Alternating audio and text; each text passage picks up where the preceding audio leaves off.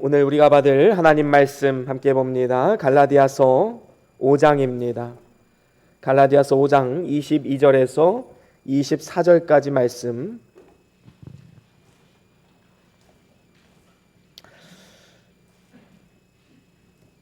우리 다 같이 한 목소리로 함께 합독하시겠습니다. 시작.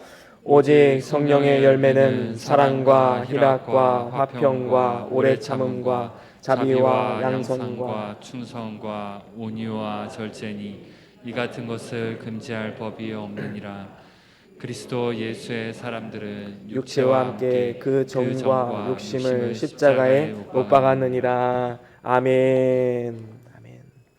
우리 다 같이 말씀들과 함께 선포합니다. 시작. 주의 말씀은 내 발의 등이요 내 길의 빛이 되십니다. 주여 말씀하옵소서. 주의 종이 듣겠나이다. 아멘. 아멘. 예, 오늘은 오순절 성령 강림 사건을 기념하면서 성령 강림 주일로 지키게 됩니다. 그래서 갈라디아서 5장 22절에서 24절 말씀으로 성령의 열매라는 제목으로 함께 말씀을 나눠보길 원합니다. 봄이 지나고 이제 여름이 왔습니다. 어느덧 나무를 보면 열매들이 하나 둘 맺히기 시작하지요. 사택에도 감나무가 있는데 그 감나무에도 이제 열매가 생기기 시작을 했습니다. 그러면 이제 어떻게 됩니까? 여름에 그 뜨거운 태양을 잘 견뎌내야 됩니다. 그리고 태풍도 견뎌내야 되고 여러 가지 자연재해도 다 견뎌내야지만 가을이 되면 이제 추수를 할 수가 있게 되는 것이지요. 우리의 인생도 마찬가지입니다. 우리의 삶 가운데 좋은 열매를 거두려면 인생의 추수기가 다가오기 전에 열매를 맺어야 합니다. 마태복음 7장에 보니까 이런 말씀이 있습니다. 좋은 나무마다 아름다운 열매를 맺고 못된 나무가 나쁜 열매를 맺나니 좋은 나무가 나쁜 열매를 맺을 수 없고 못된 나무가 아름다운 열매를 맺을 수 없느니라. 여러분, 이것은 지극히 당연한 것이지요. 좋은 나무가 나쁜 열매를 맺을 수 없습니다. 또한 나쁜 나무도 좋은 열매를 맺을 수가 없는 것이지요. 그러면서 20절에 보니까 이렇게 말씀합니다. 이러므로 그의 열매로 그들을 알리라 라고 말입니다. 그렇습니다. 열매로 알 수 있습니다. 과연 우리의 삶 가운데 어떠한 열매를 맺어가고 있습니까? 그 열매로 우리의 됨됨이를 알 수가 있는 것입니다. 그렇다면 우리가 맺어야 할 이 좋은 열매는 무엇을 의미하는 것일까요? 그것이 바로 성령의 열매입니다. 성령의 지배를 받는 사람은 성령의 열매를 맺을 것이고 사단의 지배를 받는 사람은 사단의 열매를 맺을 것입니다. 다시 말하면 그 열매로 그 사람의 됨됨이를 알 수가 있는 것이지요. 하나님께서는 우리로 하여금 좋은 열매, 선한 열매를 맺게 하기 위해서 성령님을 주셨습니다. 성령의 열매를 맺게 하시는 이 성령의 사역은 그 어떠한 것도 방해하거나 회방을 놓을 수가 없는 것입니다. 그래서 오늘 본문 23절 하반절에도 이 같은 것을 금지할 법이 없느니라 말씀합니다. 성령이 임하시고 성령이 우리 마음을 변화시켜서 인격이 변화되고 삶이 변화되는 이 모든 역사하심, 그 무엇도 막을 수가 없다라는 겁니다. 성령이 함께 한다면 반드시 열매를 맺을 수 있게 되는 것이지요. 특별히 성령께서 우리 마음 가운데 어떠한 일을 하십니까? 먼저는 예수를 주라 고백하게 만들지요. 우리가 예수님을 영접하고 예수님이 나의 주인이십니다 고백했다면 우리 마음 가운데 성령님이 계신다는 가장 강력한 증거입니다. 또한 진리를 깨닫게 하는 은혜도 주십니다. 우리가 오늘 주일 이 예배당에 나와서 함께 말씀을 듣고 나눌 때에 성령 하나님이 우리의 들을 길을 열어주시고 또 우리 마음 가운데 샛별과도 같이 주의 말씀을 깨닫는 은혜를 허락하여 주시는 것입니다. 그래서 결국에 성령의 궁극적인 사역은 무엇인가? 그것은 우리의 삶의 변화입니다.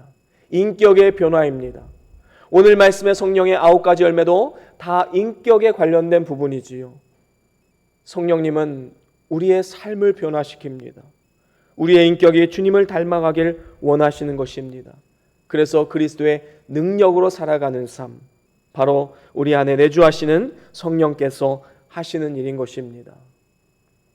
그런데 한국교회는 한때 이 성령의 사역을 오해해서 방언을 하고 병을 고치고 몸이 뜨거워지고 이러한 것들이 성령의 증거다, 성령의 열매다 이렇게 말하는 경우도 많이 있었습니다. 이제는 달라져야 합니다. 오늘 말씀을 통해서 우리는 진정으로 성령이 함께하는 삶, 성령의 능력이 그 안에서 나타나는 삶, 그러한 삶이 어떠한 삶인가 우리는 깊이 있게 깨닫고 진정한 예수 그리스도를 닮아가는 삶, 예수님의 성품과 인격을 닮아가는 삶을 바라보며 소망하며 나아가야 될 줄로 믿습니다. 그렇다면 우리가 닮아가야 할 성령의 열매는 무엇입니까? 첫 번째로는 사랑의 열매입니다. 하나님은 우리를 사랑하시지요. 그래서 로마서 5장 8절에 보니까 우리가 아직 죄인 되었을 때에 그리스도께서 우리를 위하여 죽으심으로 하나님께서 우리에게 대한 그의 사랑을 확증하셨다 말씀합니다. 십자가를 통해서 하나님이 우리를 얼마나 사랑하시는지 밝히 보여주신 것입니다. 이러한 하나님의 놀라우신 사랑을 깨닫게 하는 것, 바로 성령님이 하시는 일입니다. 하나님의 사랑을 깨달았으면 그 사랑에 감격해서 이제 우리도 하나님을 사랑하게 되는 것입니다. 우리 주님께서도 하나님을 사랑하되 너희는 마음을 다하고 목숨을 다하고 뜻을 다하여 주 너희 하나님 여호와를 사랑하라 말씀했습니다. 그리고 그 다음에 내 이웃을 내 몸과 같이 사랑하라 말씀하셨지요. 여러분, 성령의 도우시는 능력으로 말미암아 하나님의 사랑을 깨달은 우리들은 이제 이웃을 향해 사랑의 손길로 뻗어나가야 하는 것입니다. 진정한 하나님의 사랑과 용서를 경험한 사람, 이제 다른 사람의 허물과 죄를 덮어주고 용서할 수 있는 믿음의 삶을 살아가게 되는 것입니다. 하나님께서 우리의 모든 허물을 예수 그리스도의 피로 다 덮어주셨는데 우리가 용서하지 못할 사람이 누가 있겠습니까? 우리가 죄와 허물을 덮어주지 못할 사람이 누가 있겠습니까? 베드로전서 4장 8절에 이렇게 말씀합니다. 함께 읽어볼까요? 시작. 무엇보다도 열심으로 서로 사랑할지니 사랑은 허다한 죄를 덮느니라. 아멘. 그렇습니다. 누군가를 진정으로 사랑하고 용서할 수 있는 그 믿음, 그 능력, 내 힘과 능력으로 되는 것이 아닙니다. 성령님이 하셔야지만 될 수 있는 것입니다. 그것은 결국 하나님의 사랑과 용서의 근거를 둔 것이지요. 하나님이 나를 이처럼 사랑하시기 때문에 내가 다른 사람도 사랑할 수 있고, 하나님이 나를 용서하셨기 때문에 내가 다른 사람도 용서할 수가 있는 것입니다. 고린도전서 12장에 보면 우리가 잘 알듯이 성령의 은사에 대해서 나옵니다. 방언과 통변과 병고침과 지혜와 지식과 이러한 수많은 은사들이 나열되고 있지요. 그런데 중요한 것은 무엇입니까? 12장 마지막 절 31절에 보니까 너희는 더 큰 은사를 사모하라 말씀합니다. 그러면서 13장으로 넘어가면서 사랑에 대해서 이야기합니다. 그리고 뭐라고 말씀하시지요? 사랑이 없으면 이 모든 것을 다 할지라도, 수많은 성령의 은사가 있다 할지라도 울리는 꽹과리와 같다 말씀합니다. 여러분, 사랑의 은사가 가장 큰 은사입니다. 제가 어떤 분에게 사랑도 은사입니다 말했더니 정말 사랑이 은사예요? 깜짝 놀라시더라고요. 여러분, 성경에서 가장 큰 은사는 사랑의 은사라 분명히 말씀하고 있습니다. 그렇기 때문에 가장 큰 은사를 사모하십시오. 사랑의 열매를 사모하십시오. 우리의 삶을 통해 사랑이 나타나고 하나님의 사랑이 증거될 수 있는 그러한 복된 삶을 살아가는 삶, 바로 성령의 은사를 사모하고 성령님과 동행하는 삶을 통해서 나타나는 은혜입니다. 그런가 하면 두 번째 열매가 있지요. 그것은 바로 희락의 열매입니다. 하나님의 사랑을 알고 나면 우리 속에는 기쁨과 즐거움이 넘치게 됩니다. 그것은 바로 구원의 기쁨이지요. 시편 35편 9절에 보니까 이렇게 말씀합니다. 우리 한번 같이 읽어볼까요? 시작. 내 영혼이 여호와를 즐거워하며 그 구원을 기뻐하리로다. 아멘. 그렇습니다. 여러분의 기쁨의 근원은 무엇입니까? 여러분이 가진 돈입니까? 명예입니까? 여러분의 사업입니까? 자녀입니까? 성경은 그렇게 말씀하고 있지 않습니다. 우리의 유일한 기쁨의 근원, 바로 여호와를 즐거워하며, 여호와 하나님이 우리의 기쁨의 근원입니다. 그리고 그가 베푸시는 구원의 은혜가 우리의 기쁨과 즐거움의 원천이다라는 것이지요. 이러한 구원의 기쁨은 우리의 모든 상황과 현실을 초월하는 기쁨입니다. 우리에게는 내세 소망, 천국 소망, 부활 소망이 있습니다. 그렇기 때문에 어떠한 절망적인 사건이나 환경이나 사고를 만난다 할지라도 우리는 항상 기뻐할 수 있는 능력의 사람들이다라는 것이지요. 데살로니가전서 1장 6절에 보니까 이런 말씀이 있습니다. 우리 같이 읽어볼까요? 데살로니가전서 1장 6절입니다. 시작. 또 너희는 많은 환난 가운데서 성령의 기쁨으로 도를 받아 우리와 주를 본받은 자가 되었으니. 아멘. 그렇습니다. 너희는 많은 환난 가운데서 성령의 기쁨으로 도를 받았다 말씀합니다. 여러분, 성령의 기쁨은 환난을 이깁니다. 환난을 초월하고 시련을 이겨낼 수 있는 그 능력은 바로 성령의 기쁨, 성령의 은혜로 가능한 것이지요. 여러분, 환난 당하면서도 우리가 기뻐할 수 있는 이유가 무엇입니까? 그 환난을 주신 분도 하나님이시다라는 믿음이 있기 때문입니다. 우리를 만들어 가시고 연단시키기 위해서 때로 우리에게 환난도 주신다. 여러분, 이 믿음이 있는 한 우리는 절대로 낙심하거나 좌절하거나 원망 불평할 일이 없는 것입니다. 우리가 환난 당할 때 하나님은 더 가까이 하신다 약속하셨습니다. 그래서 성령으로 충만했던 스데반 집사님은 사람들이 돌을 들고 그를 쳐서 죽이려고 하는 그 순간에 하늘 보좌 우편에 앉아 계신 예수 그리스도를 보게 됩니다. 그 구원의 기쁨, 그것이 이 죽음을 앞에 둔 스데반 집사님의 마음과 생각과 삶을 변화시킵니다. 천사와도 같은 얼굴로 죽음을 맞이하게 되었습니다. 여러분, 죽음도 기쁨으로 맞이할 수 있는 성도, 어떻게 세상이 이런 사람들을 감당할 수 있겠습니까? 그래서 우리의 희락과 기쁨은 그 어떠한 상황 속에서도 빛을 발할 수밖에 없는 것입니다.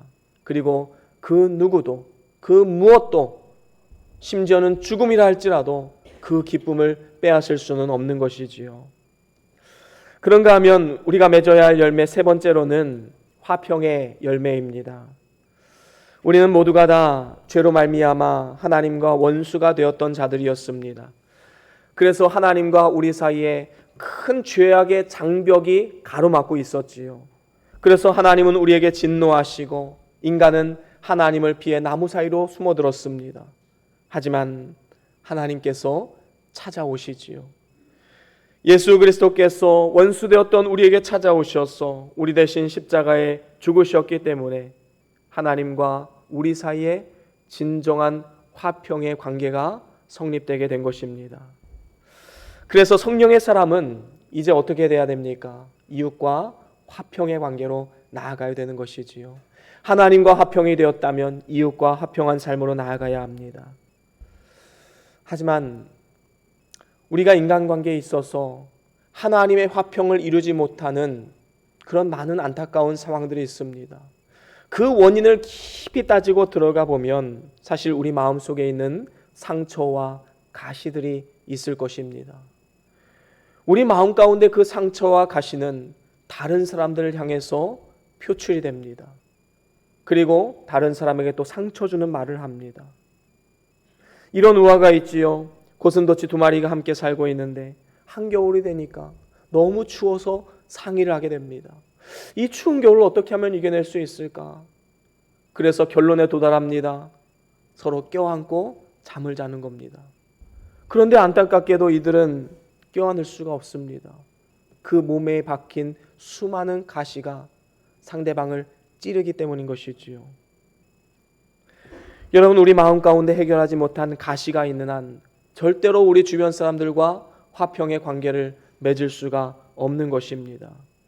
그 가시를 제거하는 분이 바로 성령님이시지요. 여러분, 우리 마음 가운데 상처가 있다면 성령 하나님께 구하십시오. 만약에 성령 하나님께 구하지 않고 그 가시를 계속해서 마음에 들고 살아가면 그 가시는 언젠가는 누군가를 찌르게 되어 있습니다. 화평을 깨게 됩니다.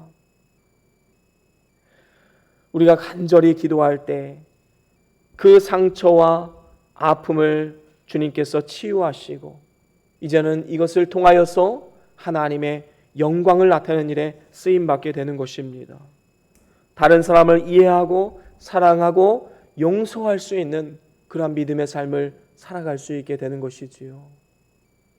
하나님 앞에 우리가 기도해야 될 줄로 믿습니다. 우리 마음 가운데 있는 상처와 가시를 내려놓게 해주시옵소서.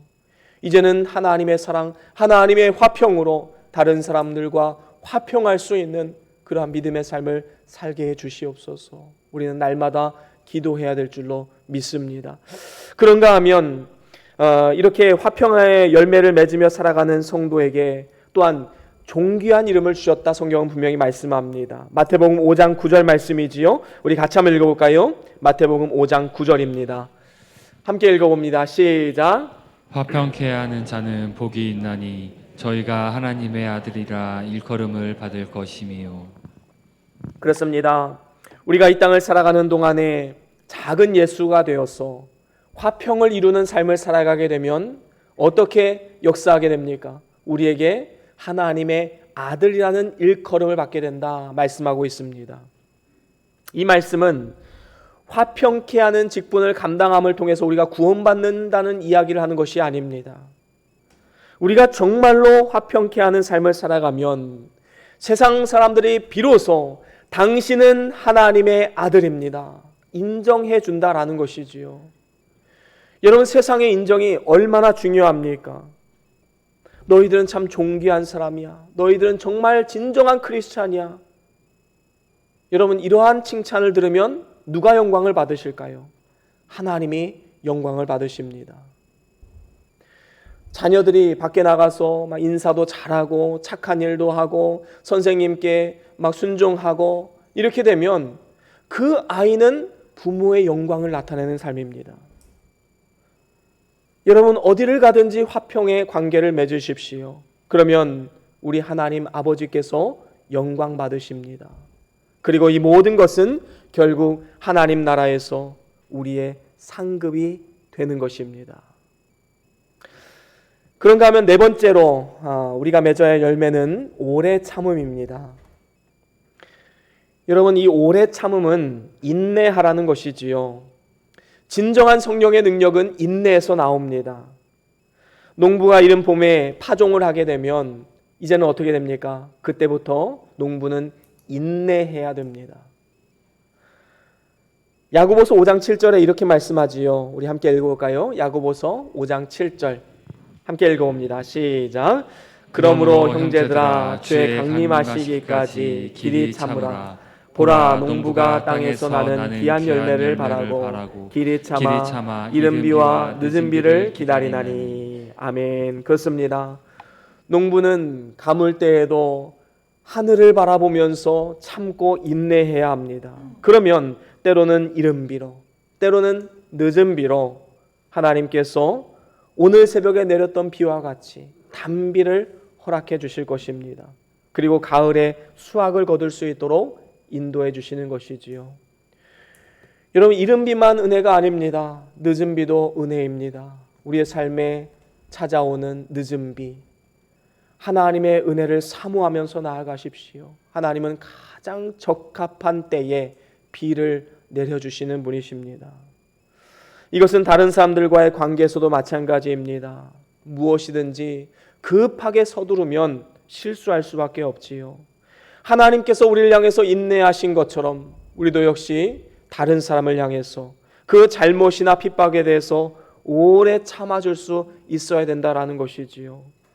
그래서 우리 성령의 사람들은 어떠한 억울한 일을 당한다 할지라도 끝까지 참고 인내할 수 있는 겁니다. 참지 못하면 어떻게 되지요? 후회하게 됩니다. 여러분, 지나온 삶을 한번 돌아보십시오. 내가 그때 조금만 참았다면, 내가 그때 조금만 인내했다면 여러분, 얼마나 많은 후회가 주마등처럼 스쳐가십니까? 가정에서도 마찬가지이고 직장에서도 마찬가지이고 인내, 또 인내해야 합니다. 사단은 우리에게 뭐라고 말합니까? 참지 말고 뛰쳐나가라, 그렇게 말합니다. 하지만 성령님 우리에게 말씀하십니다. 참아라, 인내하라. 그래서 참아야 사단을 이기고 성령의 열매를 맺을 수 있는 것입니다. 오래 참으십시오. 인내하십시오. 성령께서 반드시 열매를 거두게 하실 줄로 믿습니다. 그런가 하면 다섯 번째로 이 자비의 열매입니다. 자비는 불쌍히 여기고 긍휼히 여기는 사랑이지요. 우리가 다른 사람에게 자비를 베풀어야 할 이유가 무엇입니까? 하나님이 자비로우신 분이기 때문입니다. 하나님의 성품을 닮아서 하나님의 자비하심과 같이 우리도 자비한 삶. 만약에 하나님께서 자비를 쫓지 않으시고 그의 공의와 법대로 우리를 대하셨다라고 본다면 지금 이 자리에 살아남을 사람이 누가 있겠습니까? 지금 당장이라도 유황불이 내려와서 다 진멸하고도 말아야 할 그러한 죄성을 가진 것이 우리 인간 아닙니까? 하지만 하나님의 자비는 놀라운 은혜로 우리에게 다가왔습니다. 하나님의 자비는 믿는 사람이나 믿지 않는 사람이나 동일하게 주는 일반 은총에도 많이 나타나고 있지요. 태양을 믿는 사람에게만 주지 않습니다. 믿지 않는 사람들에게도 똑같이 줍니다. 비를 믿는 사람들에게만 내리는 것이 아니라 믿지 않는 사람에게도 동일하게 내려주시지요. 여러분, 이러한 일반 은총은 모든 사람에게 내려주는 하나님의 자비하심에서 기인한 것입니다. 이 세상에서 하나님의 친절과 자비를 경험하지 않는 사람은 단 한 사람도 없는 것이지요. 그것은 이 세상의 모든 사람들이 햇빛과 비를 누릴 만한 자격이 있어서가 아니라 그것이 하나님께서 무조건적으로 베풀어 주시는 은혜로 된 것임을 우리는 분명히 알아야 되는 것입니다. 그래서 우리는 하나님의 이러한 성품을 닮아서 모든 사람에게 자비의 잣대로 대해야 되는 것이지요. 누가복음 6장 36절에도 이렇게 말씀합니다. 우리 같이 한번 읽어볼까요? 누가복음 6장 36절 시작. 너희 아버지의 자비하신 같이 너희도 자비하라. 아멘. 그렇습니다. 여러분, 하나님께서는요 자비의 발광체예요. 발광체는 태양과도 같은 것이지요. 스스로 빛을 냅니다. 하나님이 자비의 발광체가 되신다면 우리는 그 자비의 반사체입니다. 마치 달과 같은 영향력을 끼치는 것이지요. 달은 스스로 빛을 내지 못합니다. 태양빛을 받아서 그것을 반사하는 것이지요. 우리는 하나님의 자비하심, 그것을 반사시키는, 그래서 다른 사람들에게 자비의 삶을 살아가는 것, 우리의 사명인 것입니다. 우리 주님께서도 오리를 동행하고자 하는 사람에게 십리까지 동행해라 말씀합니다. 오리를 더 가는 것은 자비의 마음에서 하는 것이지요. 속옷을 달라 할 때 소중한 겉옷까지 내어줄 수 있어야 된다 말씀하셨습니다. 이러한 예수님의 친절과 자비의 성품을 우리는 배우고 실천해야 될 줄로 믿습니다. 그런가 하면 여섯 번째로는 양선의 열매입니다. 양선은 그 말 뜻대로 보면 착한 것을 말합니다. 양선은 이 앞서 언급한 자비와 비슷하면서도 더 포괄적인 의미를 담고 있지요. 자비는 단지 도와주고 돌보아주고 어려움에 처한 이들을 긍휼히 여기는, 그래서 위로해 주는 것이라면 양선은 이것을 포괄하고 더 넓은 의미에서 이제 악한 일을 견책하고 교정하고 선한 일을 행할 수 있도록 옆에서 격려하고 돕는 역할을 하는 것이 바로 양선입니다. 예수님께서 비유로 말씀하셨지요. 선한 사마리아 사람은 다른 제사장이나 레위인들이 하지 못했던 그 사랑과 긍휼의 마음으로 강도 만난 자의 이웃이 되어 주었고 그를 최선을 다해서 돌보아 주었습니다. 이것이 바로 자비의 모습을 나타낸 것이라 말할 수 있지요. 그런데 주님께서는 여기서 머무르지 않으셨습니다. 뭐라고 말씀하셨지요?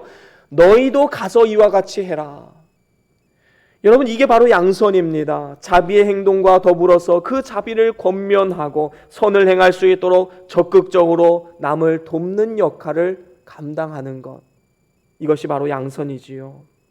이러한 양선은 한 단계 더 나아가서 선하지 못한 것, 악한 것, 불의한 것에 맞서 싸우는 아주 적극적인 행위까지 포괄하는 단어입니다. 예수님께서 성전에 가셨을 때에 그 성전문 앞에는 많은 사람들이 이제 장사하는 사람들이 있었습니다. 왜 장사하는 사람들이 있었을까요? 그 당시에 하나님 앞에 제물을 가져와야 되는데 그게 귀찮은 거예요. 그러니까 사람들이 멀리서부터 와야 되니까 돈만 가지고 오는 겁니다. 그리고 성전 문 앞에서 돈을 주고 제물을 사서 이제 그것을 가지고 성전에 들어가서 하나님 앞에 제사를 올려드렸지요. 여러분, 이것을 예수님께서 왜 싫어하셨을까요? 거기에는 막대한 제사장들과 서기관들의 이득이 있었기 때문입니다. 그 재물을 사고 팔면서 많은 전매권을 통해서 이익을 취하는 자들이 있었지요.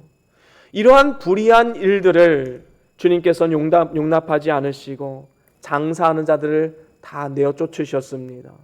이것이 바로 양선의 또 다른 면모이지요.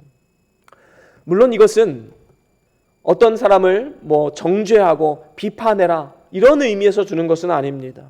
레위기 19장에 보면 이런 말씀이 있지요. 우리 같이 한번 읽어볼까요? 레위기 19장 17절 말씀 우리 함께 읽어봅니다. 시작. 너는 내 형제를 마음으로 미워하지 말며 이웃을 인하여 죄를 당치 않도록 그를 반드시 책선하라. 아멘. 그렇습니다. 우리는 죄를 미워하되 사람을 미워해서는 안 됩니다. 그래서 내 형제를 마음으로 미워하지 말라 말씀합니다. 죄를 당치 않도록 책선하라. 이것이 바로 선을 권면하고 경책하고 그들을 이끌어 주어라. 바로 양선의 삶을 말씀하고 있는 것입니다. 그래서 그 사람이 죄를 짓지 않도록 충고하고 견책하는 것, 바로 적극적인 양선의 모습임을 우리는 기억해야 될 줄로 믿습니다. 그런가 하면 7번째로 충성의 열매입니다. 우리에게 맡겨진 일들을 진실되고 성실하게 잘 감당하는 것, 이게 바로 충성 아니겠습니까? 그래서 맡은 자에게 구할 것은 충성이라 성경은 분명히 말씀합니다. 하나님은 미쁘신 분이시지요. 미쁘다라는 것은 신실하다라는 뜻입니다. faithful이라는 뜻이지요. 여러분, 신실하다, 믿음직스럽다. 여러분, 정말로 충성하는 사람에게 이런 단어 쓰지 않습니까? 저 사람은 정말 믿음직스러워. 일을 맡기면 어떻게든 끝까지 그 일을 잘 감당하는 사람이야. 여러분, 이런 사람이 가는 곳곳마다 그곳이 가정이면 가정이 복을 얻을 것이고, 그곳이 직장이면 직장이 복을 받을 것이고, 그곳이 교회이면 교회가 복을 받을 것입니다. 얼마나 큰 은혜입니까? 반면에 어떤 직분을 맡았는데 거기에 충성하지 못하고 게으르고 나태한 모습으로 나아간다면 어디를 가나 쓸모없는 사람이 되는 것입니다. 요셉은 보디발의 집에서 종으로 일할 때에나 억울하게 감옥에 들어갔을 때에나 그 환경에 굴하지 않고 충성스럽게 주의 일을 감당했습니다. 억울한 일 당하면 때론 이런 마음 들 수도 있잖아요. 내가 이 자리에 있을 사람이 아닌데 하나님이 나를 왜 이 자리로 보내셨을까? 억울해서 아무것도 하기 싫은 그런 마음이 들 수도 있을 것입니다. 하지만 요셉은 끝까지 주의 일을 감당했습니다. 그래서 하나님은 점점 더 그를 높여 사용하시고 결국에는 총리의 자리까지 오르게 하신 것입니다. 작은 일에 충성하십시오. 디도서 2장 9절에 보니까 이렇게 말씀합니다. 우리 같이 한번 읽어볼까요? 디도서 2장 9절과 10절 함께 읽어봅니다. 시작. 종들로는 자기 성전들에게 범사에 순종하여 기쁘게 하고 거스려 말하지 말며 떼어 먹지 말고 오직 선한 충성을 다하게 하라. 이는 범사에 우리 구주 하나님의 교훈을 빛나게 하려 함이라. 아멘. 그렇습니다. 우리는 모두가 다 하나님의 종입니다. 종으로서 가져야 할 가장 중요한 덕목, 그것은 바로 신실함, 충성입니다. 우리가 충성할 때 하나님의 교훈, 다시 말하면 하나님의 말씀이 반짝반짝 빛이 나게 된다라고 말씀합니다.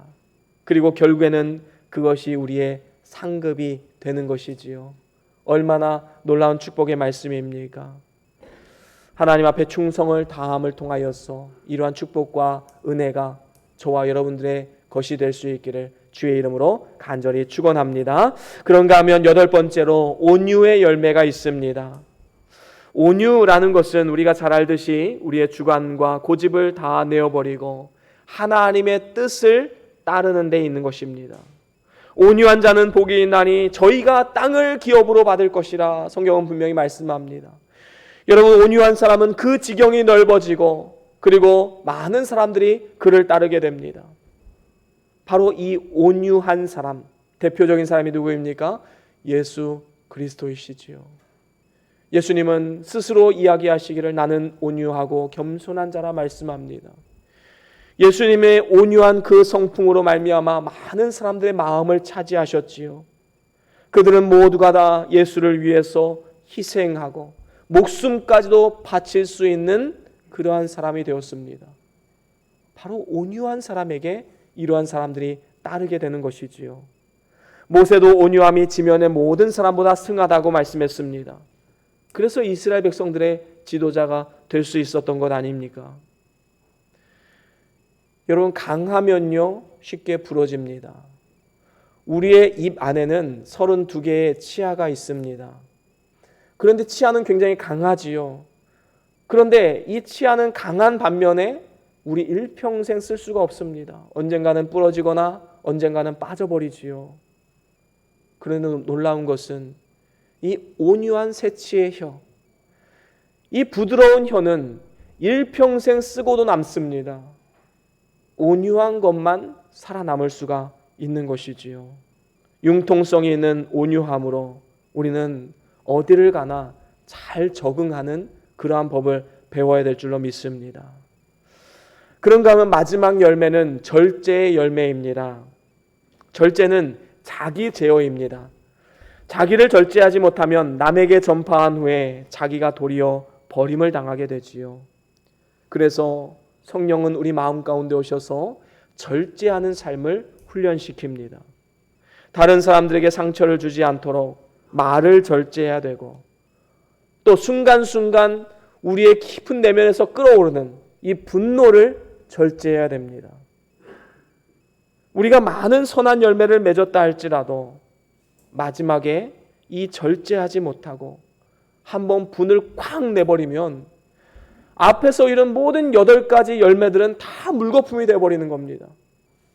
그래서 이 마지막 절제야말로 유종의 미를 거두는 것이고 활용점정과 같은 그러한 역할을 하게 되는 것이지요.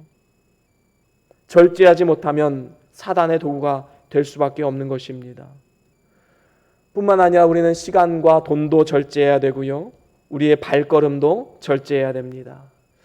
고린도전서 9장에 보면 이렇게 말씀합니다. 우리 같이 한번 읽어볼까요? 고린도전서 9장 25절 말씀입니다. 우리 같이 한번 읽어보겠습니다. 시작. 이기기를 다투는 자마다 모든 일에 절제하나니 저희는 썩은 면류관을 얻고자 하되 우리는 썩지 아니할 것을 얻고자 하노라. 아멘. 그렇습니다. 여러분, 세상 사람들은요 세상의 썩을 면류관을 위해서도 자신을 절제하고 때로는 규칙적인 훈련과 생활을 통해서 건강한 신체를 유지하기 위해서 때로는 하고 싶은 것을 포기하기도 합니다. 절제하는 것이지요. 하물며 영원히 썩지 않는 면류관을 위해 살아가는 우리가 절제하지 않아서 되겠습니까? 사도 바울과 같이 날마다 몸을 쳐서 복종하는 삶을 살아가십시오. 우리 안에 있는 삐뚤어진 욕망과 본능을 그대로 내버려 둔다면 우리는 사단의 놀이개로밖에 쓰임받지 못할 것입니다. 그래서 오늘 본문 24절에 말씀하는 바와 같이 우리는 육체와 함께 그 정과 욕심을 십자가에 못 박은 사람들입니다. 그래서 사도 바울은 나는 날마다 죽노라 라고 말했던 것입니다. 내가 죽어지면 성령이 역사합니다. 그리고 성령의 열매가 맺어지게 되는 것이지요. 저와 여러분들이 이 땅을 사는 날 동안에 예수님의 성품과 인격을 닮은 이 성령의 9가지 열매를 함께 맺어가고 성령의 능력으로 살아감을 통해서 하나님을 기쁘시게 하고 하나님께 영광을 돌려드리는 그러한 복된 삶을 살아갈 수 있기를 주의 이름으로 간절히 축원합니다. 우리 다 같이 오늘 받은 말씀 기억하시면서 우리 찬양 하나 하길 원하는데요. 원하고 바라고 기도합니다 라는 찬양입니다. 아마 다 잘 아실 것입니다. 우리 같이 가사를 생각하시면서 함께 찬양하겠습니다. 성령의 능력을 의지하는 마음으로 함께 찬양하겠습니다.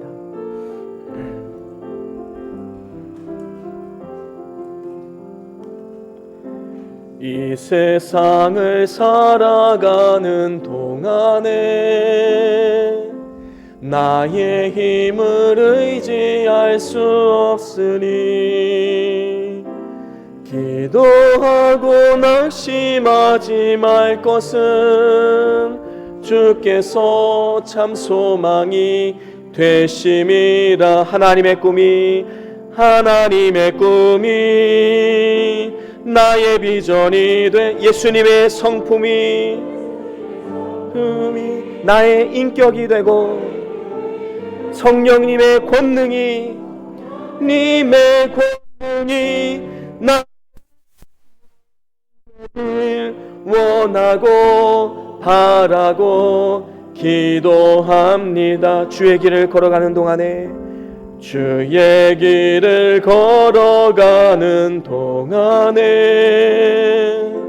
세상의 것 의지할 수 없으니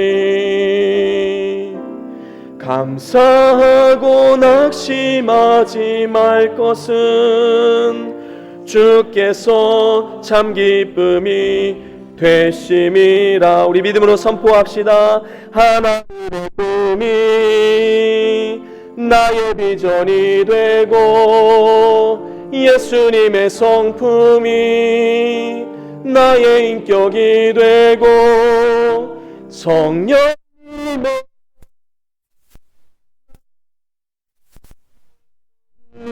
원하고 바라고 기도합니다. 하나님의 꿈이 나의 비전이 되고 예수님의 성품이 나의 인격이 되고 성령님의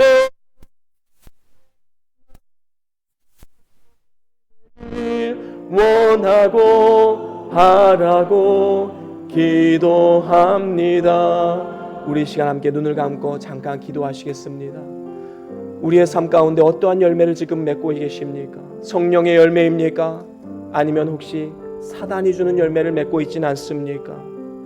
하나님이 기뻐하시는 성령의 9가지 열매, 사랑, 희락, 화평, 오래 참음, 자비, 양선, 충성, 온유, 절제, 이러한 열매들을 맺어서 예수님의 성품을 닮아가고 성령의 능력으로 살아가는 복된 삶이 되기를, 이러한 우리 가정 되기를, 이러한 교회가 되기를, 이러한 우리 공동체가 되기를 함께 기도하면서 나아갑시다. 다 같이 잠깐 동안 기도하시겠습니다. 주여 아버지 하나님,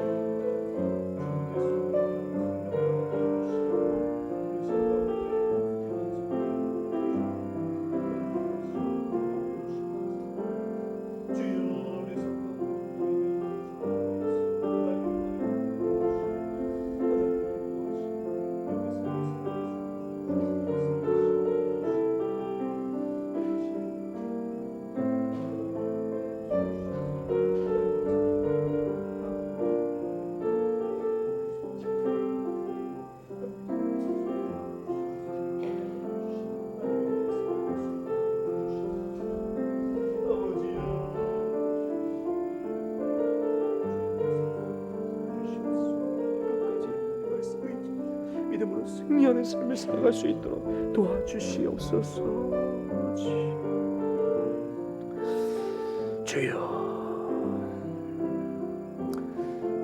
고마우신 하나님 아버지, 하나님의 꿈이 나의 비전이 되고 예수님의 성품이 나의 인격이 되고 성령님의 권능이 나의 능력이 되는 그러한 삶을 살기를 원합니다. 성령의 9가지 열매를 삶 가운데 맺어감을 통하여서 우리 모두가 참된 성도의 본분을 다하게 하여 주시고 그 열매를 다른 사람들과 나누어 주고 하나님을 기쁘시게 하고 더 나아가 하늘 창고의 싸움을 통하여서 하나님 앞에 설 때에 영광의 구원에 참여하는 축복의 삶을 살아갈 수 있도록 은혜 위에 은혜를 더하여 주시옵소서. 모든 것 주님께 감사드리오며 우리 주 예수 그리스도의 이름으로 간절히 기도드리옵나이다. 아멘.